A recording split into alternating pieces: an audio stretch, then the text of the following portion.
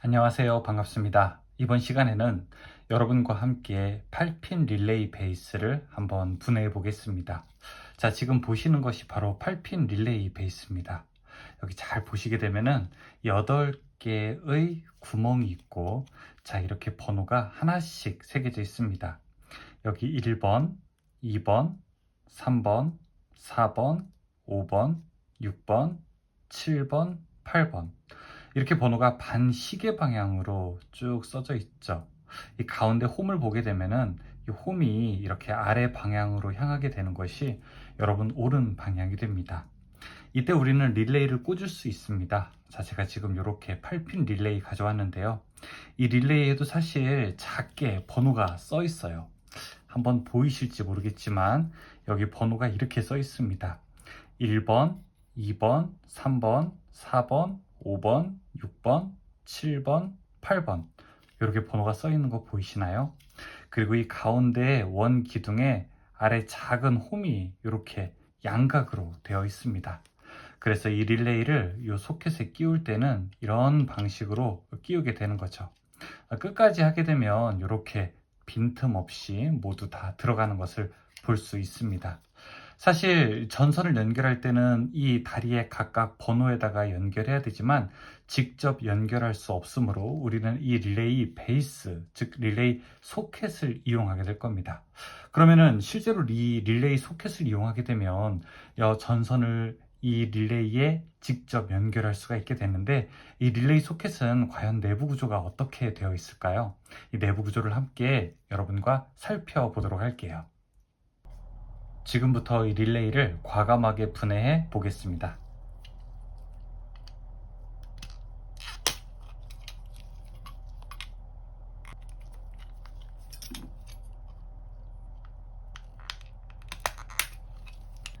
릴레이 베이스를 이렇게 뚜껑을 뒤에서 열게 되면, 자, 이런 모습으로 핀 배열이 되어 있습니다. 이 상태에서 릴레이를 꽂게 되면요, 한번 보시죠. 자, 이렇게 꽂게 되면 이제 다리가 하나씩 각각의 단자와 전기적으로 연결되는 것을 보실 수 있습니다. 이 각각의 단자는 칸막이로 나누어져 있습니다. 이 내부 구조를 보시면은 이 각각의 번호가 이 옆에 있는 이 칸막이로 이렇게 구분되어 있기 때문에 사실 정기적으로는 쉽게 접촉되지 않는 구조이지만, 그래도 혹시 습기가 있거나 아니면 물기가 튀게 되면 이 극 사이가 워낙 좁기 때문에 이 전기적으로도 이상이 생길 수 있게 되는 거죠. 자, 그러면 이건 배열은 어떻게 될까요? 여기 원래 베이스 모양에 이렇게 이 반대로 놓게 되면은 이 아래 베이스에 고정되어 있는 모양을 우리가 살펴볼 수 있습니다. 즉 위에서 보는 모습을 살펴볼 수 있게 되는 것이죠. 같이 한번 볼까요? 자, 이렇게 핀 배열이 하나씩 되어 있는 것을 여러분께서 보실 수 있습니다. 자, 근데 지금 제가 사실은 이 새 릴레이 베이스를 가져온 것이 아니라 조금 사용하던 릴레이 베이스를 가져왔는데, 제가 아주 좋은 걸 가져온 것 같아요. 자, 여기 이 3번 단자를 한번 볼게요. 3번 단자의 다리 모양을 잘 보게 되면 여러분 지금 어떠세요? 바로 이 부분이 약간 휘어져 있는 게 보이지 않으십니까?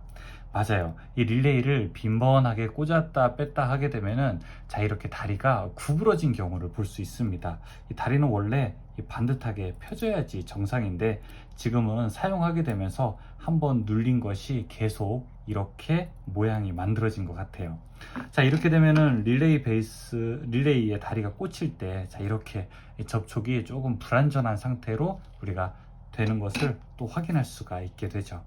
자, 이렇게 다리가 모양이 조금 안 좋다는 것을 확인할 수 있게 되고요.